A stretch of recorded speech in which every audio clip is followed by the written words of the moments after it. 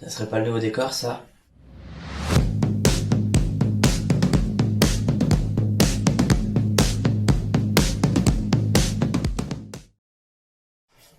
Bonjour à tous, j'espère que vous allez tous très bien.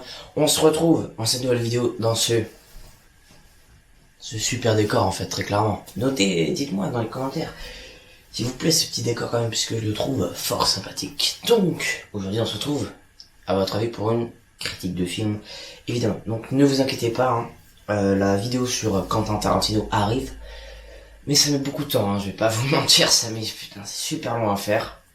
Et donc aujourd'hui on va parler du film L'île aux chiens, réalisé par Wes Anderson. L'île aux chiens raconte l'histoire, c'est une épidémie de grippe canine qui arrive sur une ville au Japon, donc la ville de Megazaki.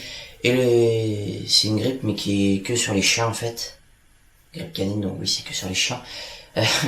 Et donc le maire de Megazaki décide la mise en quarantaine de tous les chiens sur une île qui sert de déchetterie en fait. Du coup tous les chiens se retrouvent sur cette île.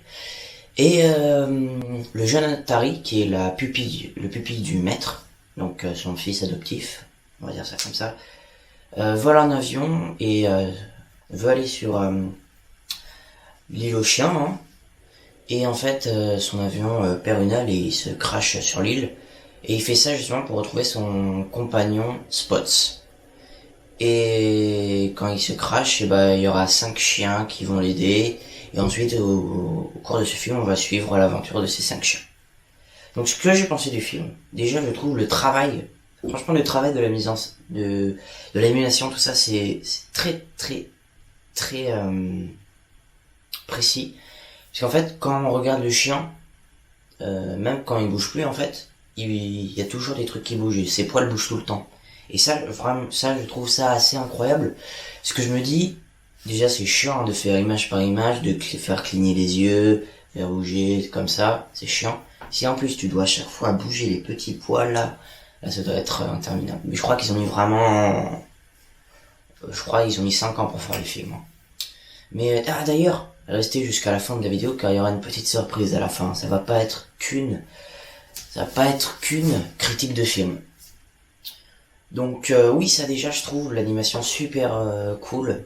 Donc c'est la même chose que Fantastic Mr. Fox, qui était aussi réalisé par Wes Anderson d'ailleurs, mais c'est super bien, franchement je vous conseille d'aller voir ce film L'île aux chiens. Et j'avais vu que beaucoup de personnes disaient dans ce film, il y a un message politique très clair. Alors c'est peut-être parce que je suis con, hein, mais j'ai toujours pas compris le message politique. Bah, je pense que j'ai un truc, mais je pense avoir compris. Je suis pas sûr que c'est ça, mais si vous regardez le film, dites-moi si vous avez compris quel était le message politique. J'aimerais vous parler de la musique du film, puisque d'habitude dans des films d'animation, la musique compte énormément. Ça rythme le film, ça fait monter en émotion tout ça. Le spectateur ressent vraiment les choses grâce à la musique d'un film d'animation. Et là en fait, il y a vraiment pas beaucoup de musique. Je crois qu'il y en a que 2. Il y en a une qui est au début, à la fin. Non. Wow. La musique elle est au début, au milieu et à la fin. C'est tout. Et je trouvais ça un peu bizarre pour un film d'animation d'avoir seulement 2 musiques. Mais après je me dis, sur ce film pas besoin d'en mettre beaucoup plus. Puisque c'est pas trop un film pour les enfants. Enfin, l'histoire est pas vraiment pour les enfants. Même s'il y a marqué tout public sur le disque. Et ce que je trouvais marrant, c'est que là, c'est Wes Anderson qui a choisi les voix françaises. Donc, en voix française, je crois, on a Vincent Lindon, Yvon Attal, Mathieu Amalric et Louis Garrel, Léa Seydoux aussi. Je crois que c'est que ceux que j'ai retenus, après, je m'en souviens un peu trop. Quand je suis allé l'acheter, on m'a dit c'est vraiment super bien, c'est mieux que Fantastic Mr. Fox. Là, je suis un peu partagé. Puisque Fantastic Mr. Fox, c'est vraiment une vraie aventure, tu t'attaches au personnage. Là, tu t'attaches au personnage aussi. Mais je trouve l'aventure moins bien. Mais même si je trouve que les décors, l'ambiance est super cool, je suis partagé en fait, je sais pas trop. J'aime bien les deux, mais je trouve pas L'île aux chiens encore mieux que Fantastic Mr. Fox, quoi.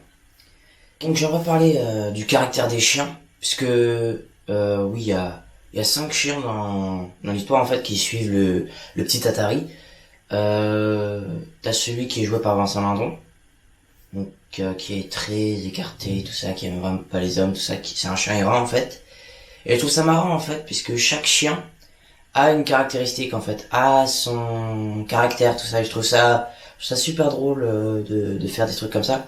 Par exemple, je sais que le chien interprété par Mathieu Amalric, c'est celui qui dit à chaque fois ah, vous avez entendu la rumeur, vous avez entendu la rumeur. C'est vrai, dans le film il dit que ça quoi, le chien il dit vous avez entendu la rumeur à chaque fois. Et je trouve ça marrant. T'as aussi Yvan Attal, celui qui est joué par Yvan Attal, c'était un chien qui faisait des pubs pour du pâté, des croquettes, tout ça. Du coup maintenant il est sale, il aime pas trop et je trouve ça marrant en fait. Ça donne du rythme au film et c'est très astucieux. Et ce que j'aime bien dans ce film, c'est qu'on n'est pas que focus sur les chiens, on est aussi sur les humains. Par exemple, on a un côté les humains mais qui sont pour que les chiens reviennent au Japon quoi. Et t'en as qui sont avec le maire de Megasaki qui disent non les chiens c'est des gros connards, ils nous mordent et tout, ils sont méchants, les chats c'est mieux.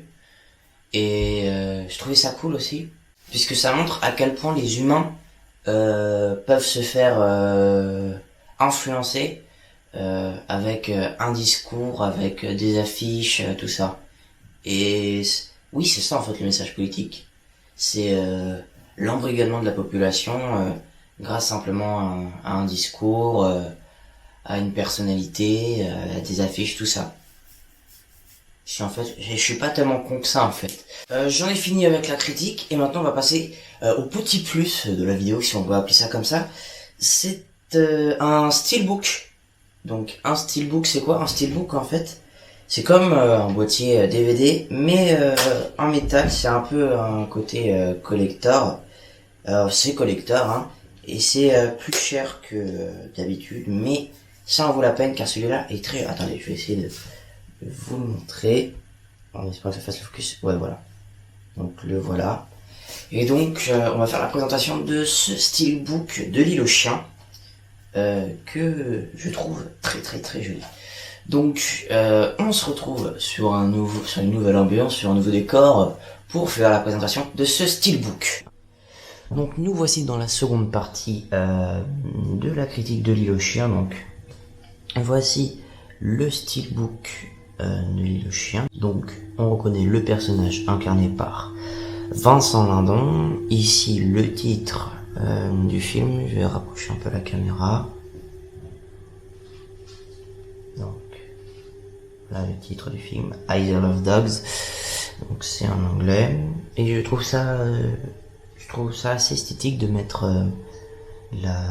en chinois, enfin non c'est en japonais je crois, la police en japonais, et de mettre dessus le titre en anglais. Je trouve ça assez très esthétique. Ensuite si je le mets là, je vais faire le focus, on voit A New Film by Wes Anderson. Et donc voilà pour la face avant. Donc beaucoup de gens disaient que ce steelbook était trop simpliste pour eux. Moi je trouve en fait c'est ça que j'aime dans ce steelbook, c'est qu'il est simple, il est sobre, et c'est ça qui fait son charme je trouve. Donc ensuite sur la tranche on retrouve écrit l'île aux chiens hein.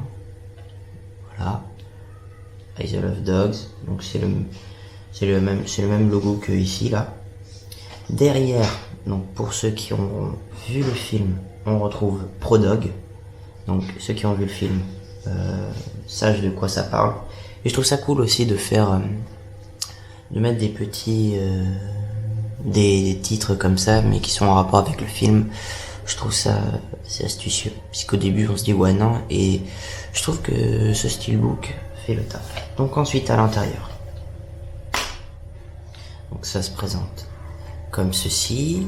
Donc là on a Atari, le petit garçon qui s'écrase sur l'île aux chiens.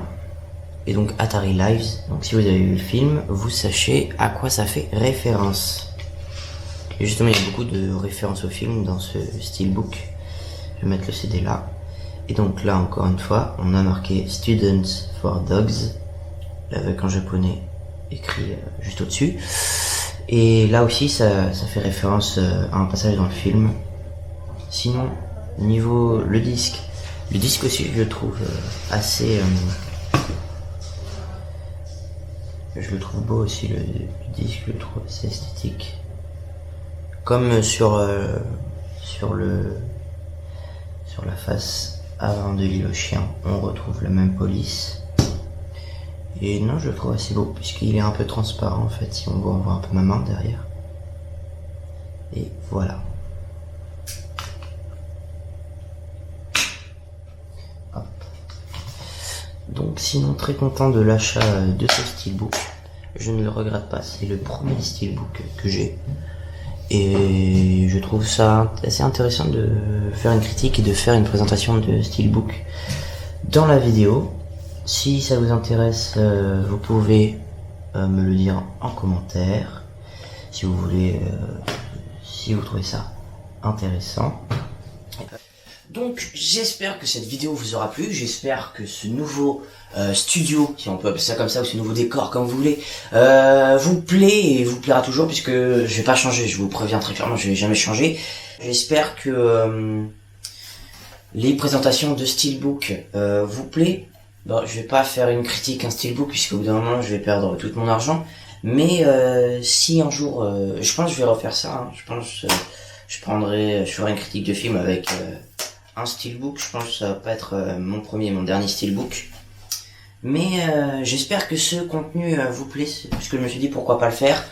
En attendant, la prochaine vidéo de cette chaîne sera la vidéo Tarantino. Et là, ce sera vraiment l'une des plus longues de la chaîne, je vous préviens.